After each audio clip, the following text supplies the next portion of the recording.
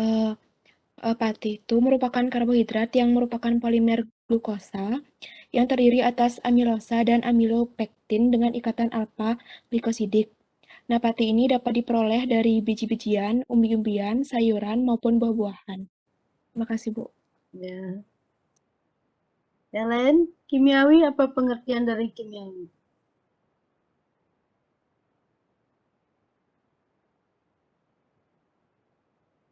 Atau dengan kalimat secara kimiawi. Lain beda Izin menjawab, Ibu. pengertiannya secara kimiawi dengan apa itu kimiawi ya. Izin menjawab, Ibu. Ya. Oke, perkenalkan nama saya Kadek Pratiwi NEM 3. Jadi menurut saya kalau hidrolisis dalam arti kimiawi itu dengan menggunakan zat-zat tertentu, Ibu. Misalnya pada praktikum ini ada hidrolisis asam, kita menggunakan HCl pekat untuk memutus daripada ikatan glikosidiknya itu, Bu, sehingga akan terhidrolisis. Sedangkan kalau secara enzimatis itu menggunakan dengan memanfaatkan enzim ambilase untuk memutus ikatan tersebut sehingga terjadi hidrolisis. Seperti itu, Bu. Terima kasih. Kalau enzimatis? Izin menjawab, Bu, nomor 51. Nanti dulu deh ya, ibu-ibu masih gini nih.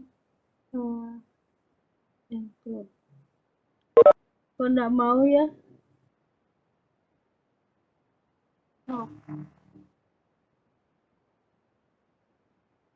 Ibu hidupin rekornya, kalau nggak mau nih tadi ntar. Show open option. Copy.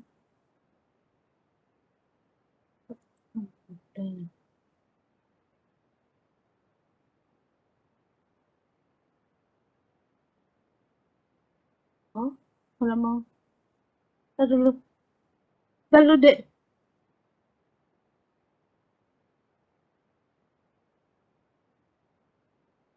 Sepertinya harus stop sharing dulu, Bu. Baru di-record, baru kembali sharing, Bu.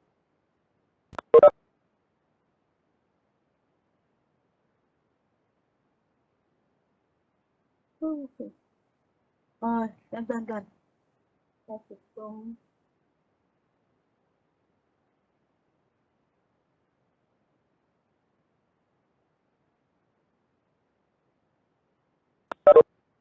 Lalu deh ya ntar. Ibu tadi lupa.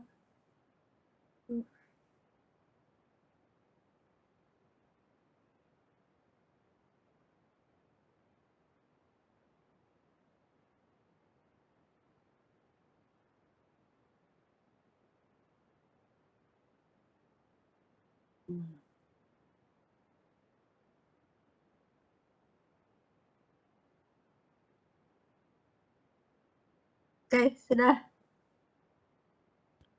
Sudah hidup.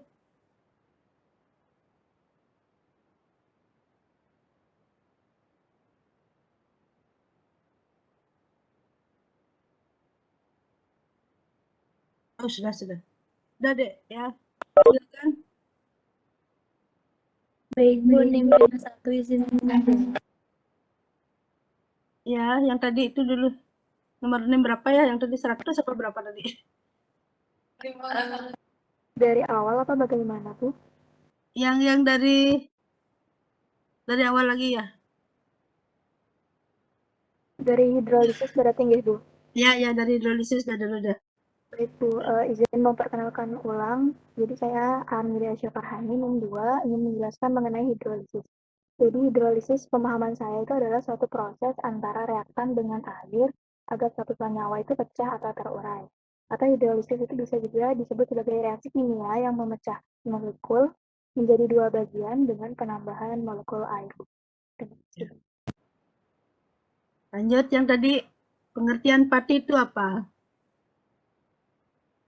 Baik, Bu, perkenalkan nama saya Ayu Putu Pramana Maratih, NIM 100. Saya akan menjelaskan pengertian pati. Pati itu merupakan karbohidrat yang merupakan polimer glukosa yang terdiri atas amilosa dan amilopektin dengan ikatan alfa glikosidik. Nah, pati ini dapat diperoleh dari biji-bijian, umbi-umbian, sayuran, maupun buah-buahan. Terima kasih. Lanjut lagi yang kimiawi. Apa pengertian kimiawi atau secara kimiawi? Ya Bu, perkenalkan nama saya Kadek Yunia Pratiwi, NIM 3. Jadi pengertian hidrolisis secara kimiawi di sini adalah hidrolisis dengan memanfaatkan zat-zat atau reagen tertentu. Misalnya di sini adalah memanfaatkan asam atau HCl untuk memutus daripada ikatan glikosidiknya. Seperti itu Bu, terima kasih. Kalau enzimatis? NIM 51 izin menjawab Ibu. Ya. Baik, kalau misalnya diambil dari katanya enzimatis, berarti di sini menggunakan enzim seperti itu. Kalau kita mengambil pengertian dari hidrolisis secara enzimatis, berarti suatu proses hidrolisis yang merupakan proses pengurangan suatu polimer yang kompleks, di situ kemudian menjadi monomer penyusunnya dengan menggunakan bantuan enzim.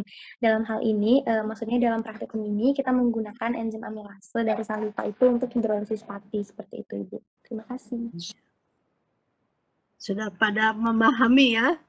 Dari jawabannya adik-adik, Ibu bisa nyatakan, jadi sudah memahami apa itu proses hidrolisis pati secara kimiawi dan secara enzimatis.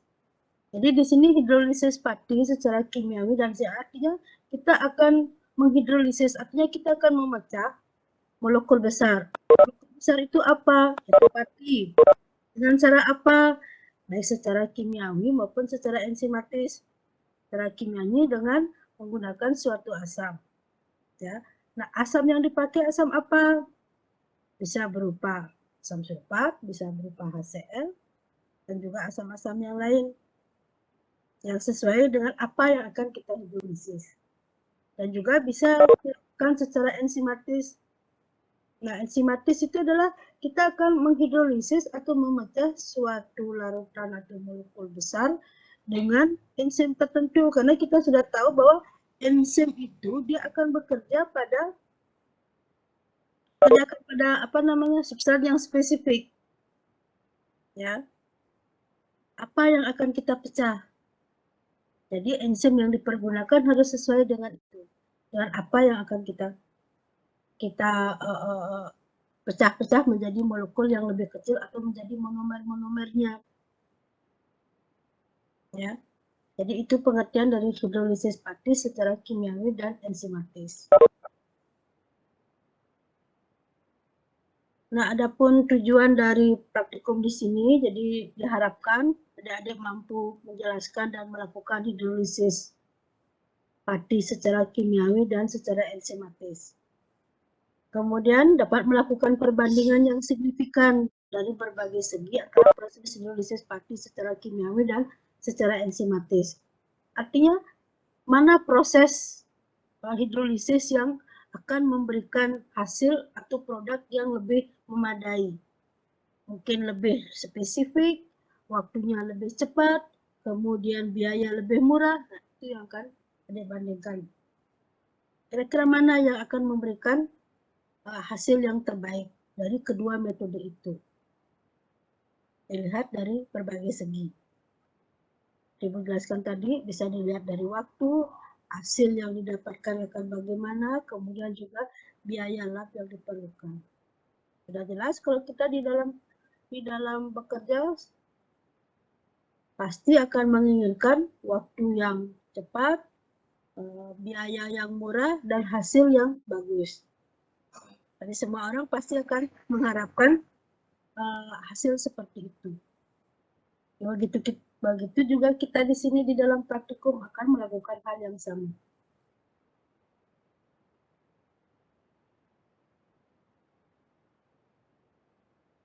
Nah, mungkin di akhir nanti di laporan, mungkin Bu akan memberikan sedikit tugas buat adik-adik untuk memberikan atau menjelaskan bagaimana pendapat adik tentang perbedaan yang utama antara proses hidrolisis pati secara kimiawi dengan secara enzimatis.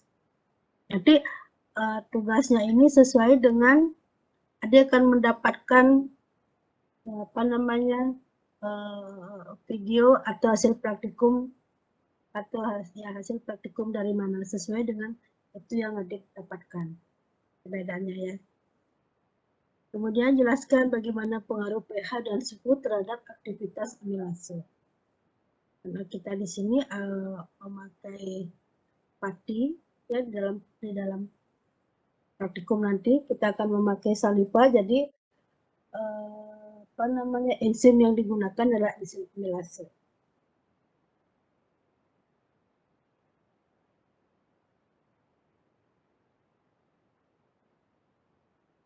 Nah, untuk hidrolisis pati secara kimiawi yang perlu diperhatikan adalah terjadinya perubahan yang terjadi selama proses hidrolisis dengan berjalannya waktu.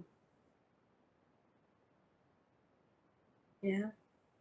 Jadi di dalam praktek, di dalam kita akan membuktikan hasil apakah hidrolisis itu sudah berjalan atau sudah berjalan sempurna atau bagaimana.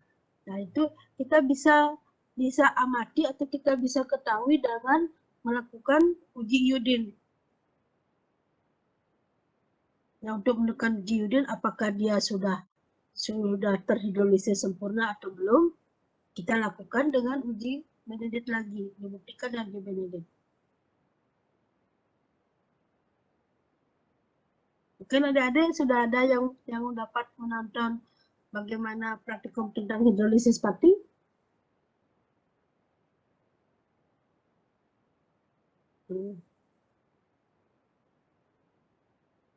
Kira-kira apa yang akan bisa dilihat atau apa yang terjadi di dalam uji iodin dalam menghidrolisis pati terhadap perubahan waktu? Kira-kira apa? Kira-kira apa hasilnya sebelum Ibu klik?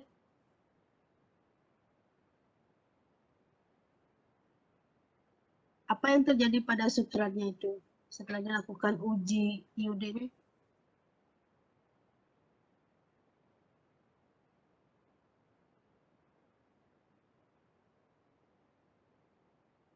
Atau apa yang membuktikan bahwa hidrolisis patinya itu atau sudah terjadi pemecahan pati?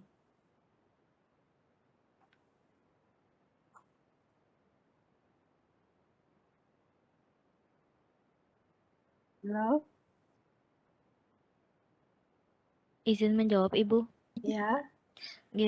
Jadi uji iodin ini dapat digunakan dalam mendeteksi adanya hidrolisis pati dan ini ditandai dengan perubahan warna pada larutan pati. Ini disebabkan oleh glukosa yang membentuk rantai heliks.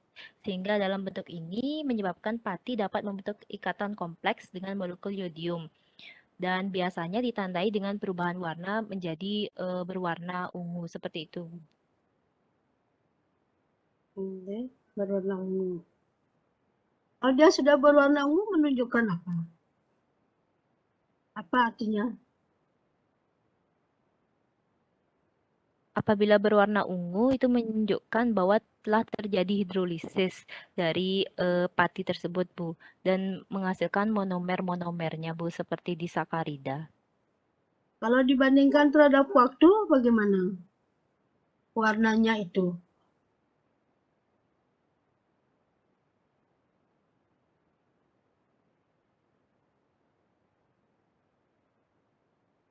Gimana kira-kira perubahan warna yang terjadi? Yang sudah ada menonton video atau yang sudah Izin menjawab, Ibu. Ya, NIM 12. ya silakan. Kalau menurut saya, karena uji iodin merupakan uji khusus pati yang merupakan polisakarida, jika pati sudah dihidrolisis, seharusnya iodin tidak mengalami perubahan warna sama sekali, Ibu. Tetap sesuai dengan reagennya yang warna iodin aslinya, Ibu. Karena patinya sudah tidak ada, sudah terhidrolisis. Izin menambahkan lagi, Bu. Ya, silakan. Biasanya pada saat mula-mula, saya NIM 3, Bu, atas nama Nikade Yunia Pratiwi. Biasanya pada saat mula-mula, misalnya pada 5 menit setelah diberi reagen iodin itu masih belum terjadi hidrolisis secara sempurna, sehingga mungkin masih menunjukkan belum terjadi perubahan warna seperti itu, Bu. Tapi lama-kelamaan setelah seiring dengan bertambahnya waktu, maka hidrolisis itu terjadi lebih sempurna lagi Bu, sehingga akan menghasilkan warna yang lebih berubah, misalnya seperti warna kuning, dan pada akhirnya pada misalnya menit kesekian akan menghasilkan warna jingga seperti itu Bu, atau warna coklat yang mengindikasikan bahwa hidrolisis telah terjadi secara sempurna. Seperti itu Bu. Mohon dikoreksi. Terima kasih. Ya, jadi di sini uji iodin adalah uji positif untuk adanya suatu pati. Ya. Nah, karena di sini tadi Ibu sudah sebutkan bagaimana prosesnya terhadap waktu di dalam proses uji hidrolisis pati ya. Karena di dalam apa namanya prosedur kerja di sini sudah ya. Dan cara kerjanya. Ini. Nah, dilihat dari cara kerjanya, 25 larutan pati 1% ditambahkan 10 tetes HCl pekat, kemudian diaduk rata, kemudian di water bath selama 45 menit atau dipanaskan dengan sekali-sekali diaduk. Nah, untuk mengamati proses hidrolisis pati, jadi di sini dilakukan uji iodin dan juga uji BDD secara bersamaan setiap selang waktu 5 menit. Yang Ibu tanyakan di sini, apa yang terjadi di sini? Dengan menghidrolisis pati dengan melakukan uji iodin dengan waktu selama 45 menit. Dan kita akan mengamati sampel itu setiap 5 menit. Kita akan melakukan pengamatan apa yang terjadi. Ya. Nah, untuk pelaksanaannya, ada bisa lakukan di dalam blood test atau di dalam cawan Petri atau bisa juga ada dengan tabung reaksi. Tergantung dari alat yang tersedia di lab ya, tapi lebih bagus memakai cawan Petri atau platetes. Dengan platetes kita dengan apa namanya hanya sedikit sampel kita sudah bisa mengamati terjadinya perubahan. Itu dengan cara mengambil satu tetes larutan pati yang telah dipanaskannya yang di water bath itu, kemudian ditambahkan iodin, amati intensitas warna yang terjadi dengan bertambahnya waktu pemanasan. Jadi di sini pada saat adik akan melakukan pengamatan setiap 5 menit, di awal 5 menit pertama mungkin apa kira-kira warnanya? Karena uji iodin itu adalah uji positif untuk pati. Dibuktikan bahwa dia positif pati, dia akan memberikan warna apa? Biru, Bu. Biru, Ibu. Biru, Ibu. Nah, sekarang sampelnya dihidrolisis dengan HCl. Jadi melakukan pemecahan dia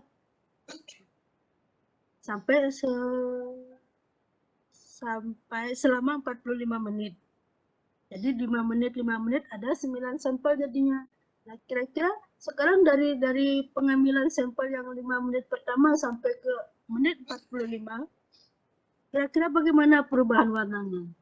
Jadi tadi ada sudah ada menyatakan bahwa di awal dia akan berwarna biru. Berarti dia positif adanya suatu pati atau polisakarida. Nah, sekarang dengan berjalannya waktu, bagaimana kira-kira warnanya? Apakah dia akan semakin membiru atau bagaimana?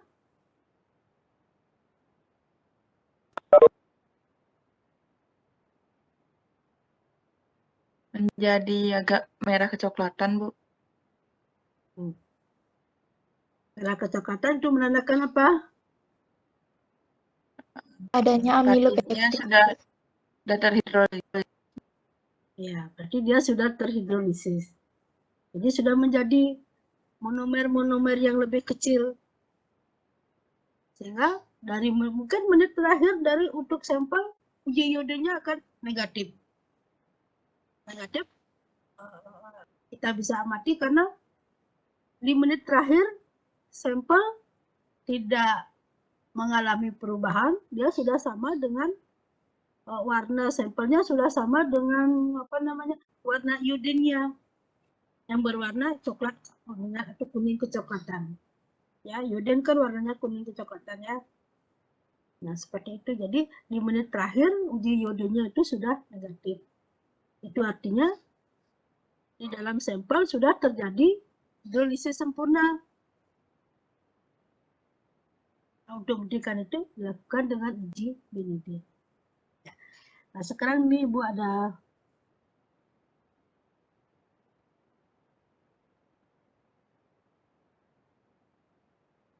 kok semua tadi.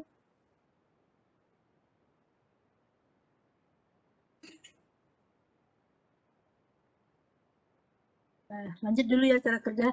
Jadi setelah adik melakukan uji iodin, dalam uji iodin cara kerjanya itu pelaksanaannya dilakukan bersamaan ya. Pada saat kita meneteskan sampel dengan pada saat kita meneteskan iodinnya. Itu dilakukan secara bersamaan setiap selang waktu 5 menit selama 45 menit. Jadi ada 9 pengamatan.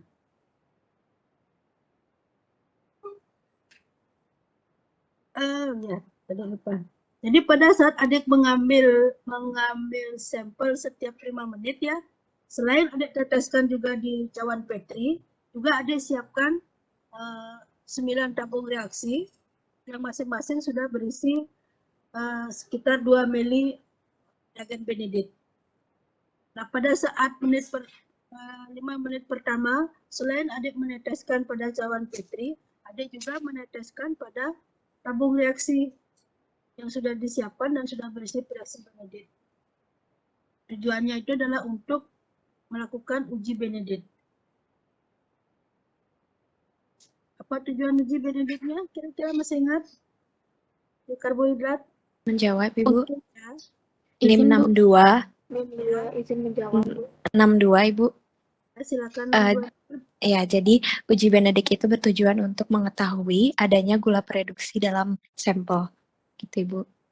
Dibuktikan dengan apa? Dengan terbentuknya warna dari hijau, kuning oranye hingga merah bata, Ibu. Jadi uji Benedict tujuannya adalah untuk mengetahui adanya gula reduksi. Yang sebagai gula reduksi apa saja? Masih ingat? Mohon izin menjawab, Bu. Ya. Monosakarida seperti fruktosa, glukosa, dan beberapa disakarida seperti maltosa dan laktosa, Bu. Jadi uji Benedict adalah untuk mengetahui adanya gula reduksi.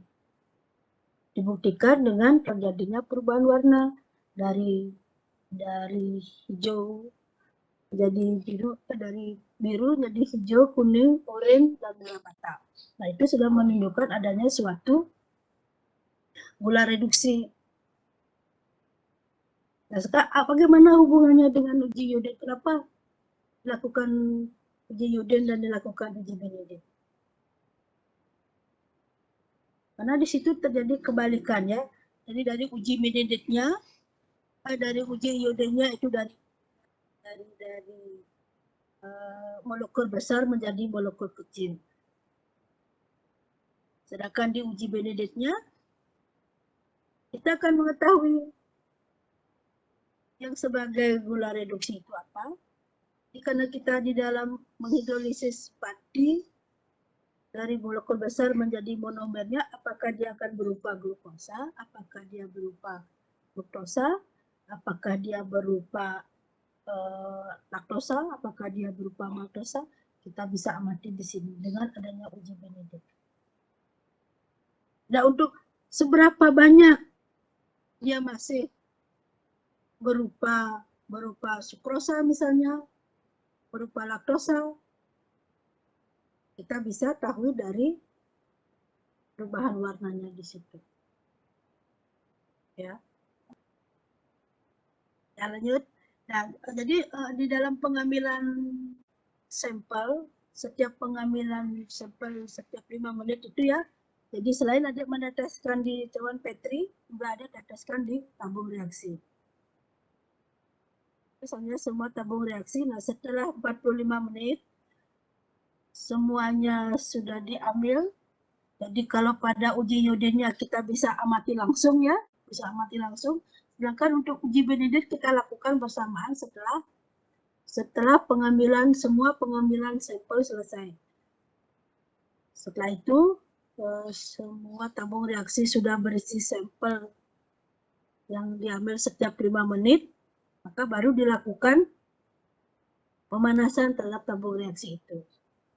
Sampel yang diambil untuk melakukan uji Benedict. Kita panaskan tabungnya semua sampai dia mendidih. Nah, barulah kita melakukan pengamatan terhadap uji Benedict-nya. Situ akan terlihat, seperti ada katakan tadi, terjadi perubahan warna dari biru menjadi hijau, menjadi hijau kekuningan, sampai oranye, dan akhirnya menjadi merah bata. Ya, seperti itu. Hasil poin kelima, setelah dingin, bandingkan warna yang terbentuk dan bagaimana kandungan glukosanya. Nah, di dalam praktikum karbohidrat ya, analisis uji karbohidrat di situ, itu sudah bisa menunjukkan bagaimana cara mengetahui berapa kandungan glukosanya. Dilihat dari apanya. Sehingga saat praktikum kemarin, dengan uji Benedict, Lihat dari warnanya, Ibu. lihat dari warnanya. Jadi warna itu sehingga uji Benedict kan bisa dikatakan sebagai uji semi kuantitatif. Ya. Jadi kita bisa memperkirakan berapa kandungan glukosanya. Dilihat dari intensitas warna yang terbentuk. Ya. Baik, lanjut. Nah, kemudian dari baik terhadap uji Yoden maupun dalam uji Benedict, jadi untuk hasil pengamatan adik dicatat dalam bentuk tabel. Tabelnya sudah seperti yang ada di penuntun praktikum, dibuat seperti itu.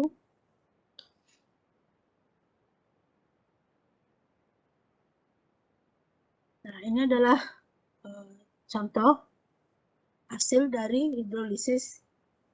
Apa ini? Uji apa di sini? Kalau dilihat dari warna, termasuk uji apa ini? Benedict. Uji Benedict, Ibu. Ya, ini adalah uji Benedict. Ya, uji Benedict dari sampel yang dikerjakan secara yang hidrolisis pati secara kimiawi. Lakukan uji Benedict dengan hasil seperti ini. Jadi pada menit atau 5 menit pertama, kedua, ketiga, keempat, dan seterusnya sampai F9 mendapatkan hasil seperti ini. Oke. Apa artinya ini?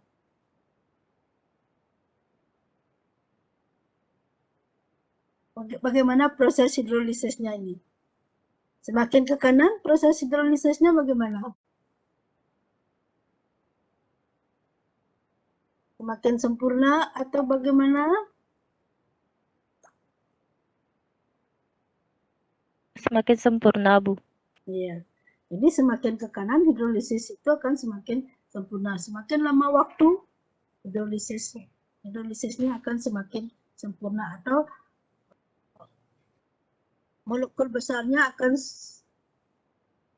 terus memecah menjadi monomer yang paling kecil. Nah, seperti itu. Atau tidak seperti tadi dikatakan sebagai hidrolisis sudah berjalan secara sempurna. Ini uji Benedict ya. Kemudian, nah ini uji Yodennya.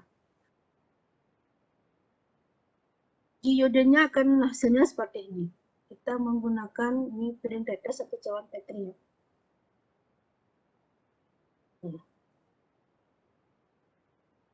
Jadi pada menit pertama atau 5 menit pertama, kemudian 5 menit kedua, ketiga, keempat, 5, 6, 7, 8, 9. Jadi di awal partinya masih banyak seperti itu ya. Jadi semakin lama waktu, warna ungu, biru ungunya atau ungu pekatnya ini dia akan semakin memudar. Ya, mendekati warna iodennya. Ya.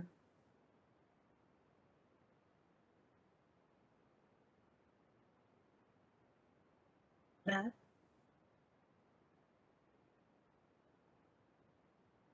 Bisa dibayangkan hasilnya.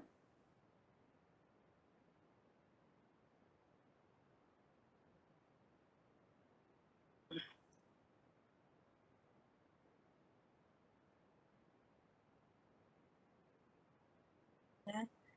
Nah, jadi ini adalah hasil percobaan dari kakak kelas adik ya. Ini adalah hasil hidrolisis pati secara kimiawi dengan dilakukan uji iodin. Ini hasilnya.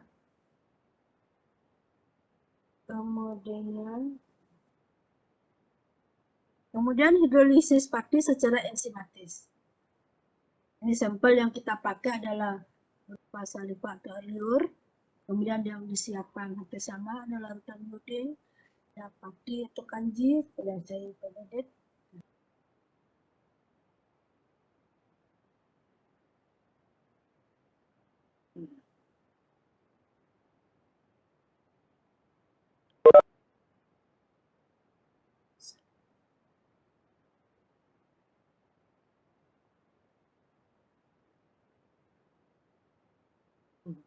Nah, adapun cara kerjanya di sini adik menyiapkan 2 mili saliva dan pati 1%.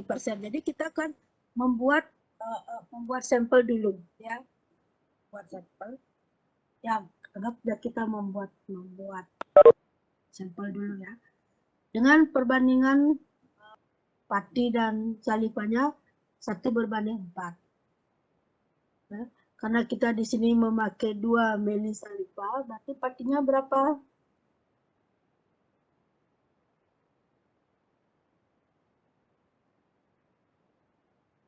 8, Bu. 8. Jadi patinya adalah 8 mili kita pakai.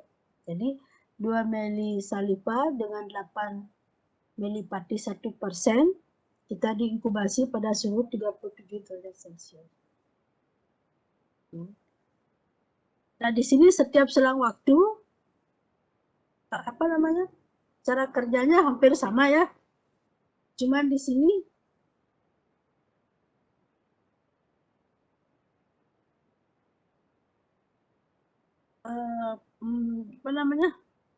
waktu bukan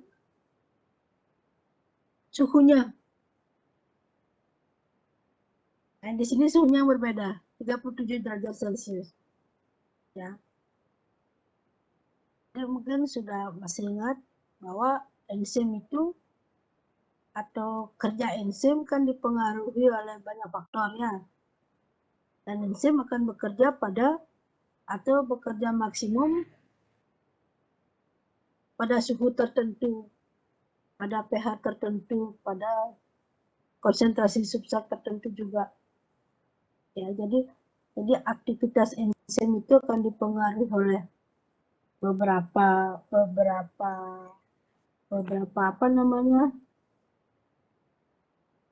yang akan mempengaruhinya, seperti pH, suhu, apalagi substrat itu yang akan mempengaruhi, jenis substrat itu yang akan mempengaruhi aktivitas atau mempengaruhi kerja enzim. Ya. Nah, dalam hal ini kita akan bekerja pada suhu 37 derajat Celcius. Nah, kemudian setiap selang waktu 5 detik, ini waktu juga mempengaruhi aktivitas enzim ya. Selain temperatur, pH, dan waktu juga mempengaruhi. Nah, setiap selang waktu 5 detik, di sini lakukan uji iodin di dalam plat tetes dengan cara mengambil 1 tetes sampel, dicampur dengan tetes iodin. Cara kerjanya hampir sama dengan yang tadi, hidrolisis pati secara kimiawi, hanya bedanya pada sampelnya saja di sini dan waktunya. Ya, karena kerja enzim sangat cepat dia, sehingga di sini dalam cara hidrolisis pati secara enzimatis, pengambilan sampelnya dilakukan setiap 5 detik. Kalau secara kimiawi itu dengan pemanasan 100 derajat ya sampai dia mendidih, itu pengambilan sampelnya setiap 5 menit. Sini 5 detik. Kemudian ada lakukan pengamatan kapan terjadinya perubahan opalescent atau terjadinya kekentalan pada substratnya di situ. Kemudian ada dicatat pada detik atau menit keberapa terjadi perubahan atau terjadi timbul warna. Dan kapan dia tidak memperlihatkan perubahan warna. Sama seperti tadi juga. Ya.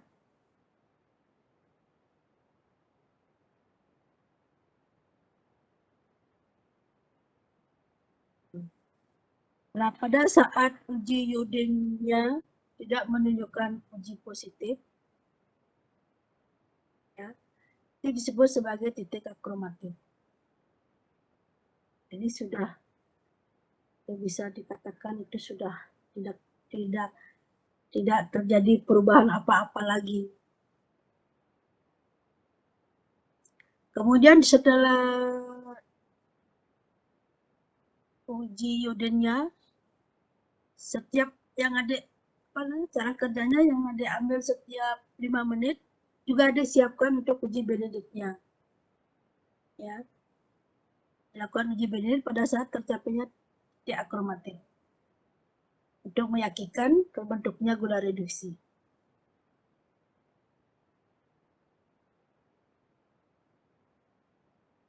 Kemudian bandingkan waktu yang ada ditemukan saat tercapainya titik akromatik dengan waktu yang ditemukan oleh kelompok lain.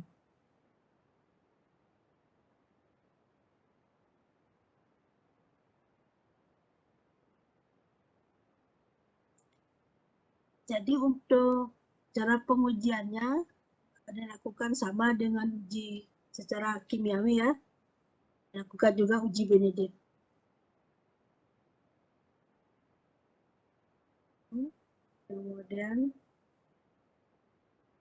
Kemudian di sini praktikum ketiga yaitu pengaruh pH terhadap aktivitas amilase. Di sini ada disuruh menyiapkan 4 tabung reaksi yang masing-masing diisi 2 mili HCl 0,1%, kemudian asam asetat, aquades, dan juga natrium karbonat. Nah, untuk konsentrasi asam-asam ini ya, seperti HCl 0,1% itu pH-nya hampir sama dengan 1. Kemudian asam asetat 0,1%, pH-nya adalah 5. Kemudian aquades itu pH-nya 7 ya. Dan juga natrium karbonat dengan pH 9. Kemudian ditambahkan 2 pada masing-masing tabung ini, tabung reaksi yang sudah berisi larutan berbagai jenis asam sini, kemudian ditambahkan larutan pati 1% dan 2 mili air liur ke dalam setiap tabung reaksi ini. Kemudian kocok dengan baik, kemudian dipanaskan selama 15 menit. Atau di water bath dipanaskan sampai dia mendidih. Setelah mendidih, kita bagi 2 larutannya itu. Setelah bagi 2, baru kita lakukan uji iodin dan uji Benedict. Nah, bagaimana pengaruh pH terhadap aktivitas enzimnya?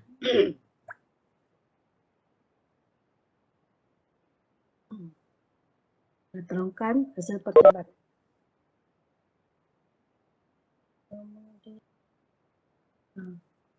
Nah, ini ada hasil dari praktikum tentang hidrolisis pati secara enzimatis dengan uji iodin. Daripada 5 detik pertama, hasilnya seperti ini. P1, P2, P3, kemudian P4, P5, 6, dan seterusnya. Jadi warna yang dihasilkan hampir sama dengan hasil dari hidrolisis pati secara kimiawi. Ya, tapi kalau secara kimiawi kita memakai HCl, sedangkan di sini dalam enzimatis kita memakai enzim. Ya, seperti itu. Hasilnya akan seperti ini. Ini juga ada catat hasilnya dalam bentuk tabel. Ibu tidak buat kaca tabelnya di sini. Nah, untuk apa namanya, udah bisa membuat laporannya nanti, mungkin adik-adik bisa melihat videonya jadi di YouTube ya. Nanti adik buat laporannya sesuai dengan apa namanya, video yang adik dapatkan.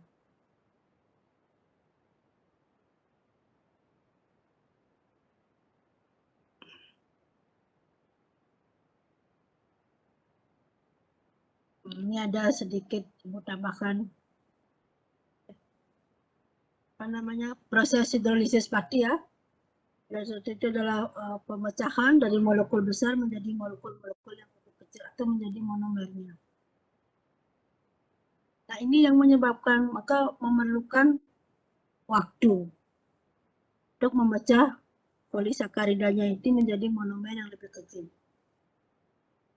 Ya, tidak bisa langsung dari begitu dipanaskan atau ya, tambahkan HCl kemudian dipanaskan, dia akan langsung menjadi monosakarida. Dia akan memerlukan waktu. Nah, waktu yang diperlukan itulah kita amati. Perubahannya seperti ini. Persamaan reaksinya, proses pemecahan hidrolisisnya. Ini reaksi hidrolisis kalau dalam bentuk strukturnya seperti itu. Ini di bawah sih Ibu hanya kasih apa namanya, Ibu carikan di ini sedikit tambahan buat adik-adik baca tentang apa itu hidrolisis pati.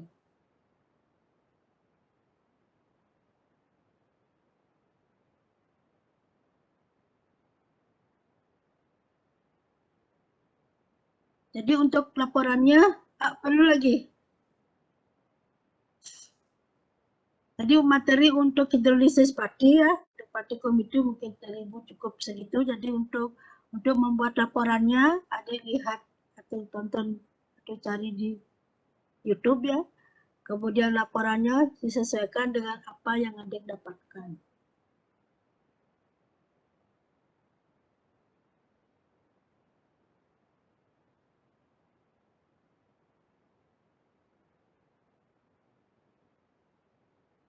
Buatan laporan sama seperti laporan-laporan yang kemarin. Kemudian dikirim ke email asdasnya. Ada lagi yang bertanya?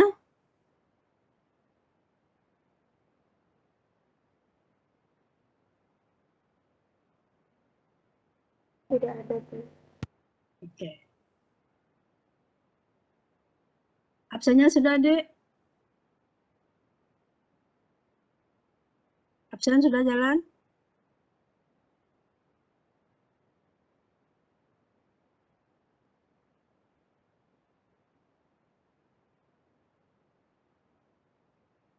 Halo, Dek.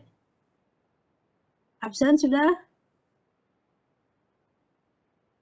Oke, Ibu. Nanti kalau sudah akan saya langsung berikan ke Oh, Ibu. iya. Nah, maksudnya sudah Oke. jalan gitu. Dia Oke, ada, sudah Ibu. itu temannya ada yang 3 orang itu minta izin ya. Sudah Ibu suruh absen aja sih juga dengan keterangan izin gitu. Sudah, kalau tidak ada pertanyaan lagi, mungkin untuk kuliah partikum hari ini akan Ibu akhiri.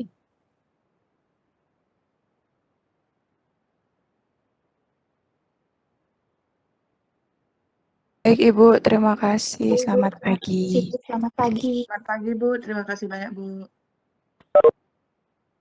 Baik, kalau tidak ada pertanyaan, jadi selamat pagi menjelang siang. Salam sehat buat adik-adik semua ya. Tetap jaga kesehatan.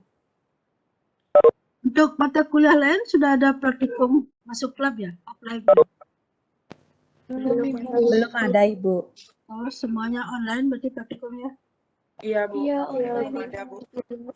Ya. Ya, mudah-mudahan si tante corona cepat menghilang. Semoga Iya, Bu Asyikara. Ya. Ya udah ya, Ibu akhiri ya, Ibu live ya. Oke, Ibu, Baik, Bu. terima kasih. Terima kasih, Bu. Selamat pagi. Baik, terima kasih Bu.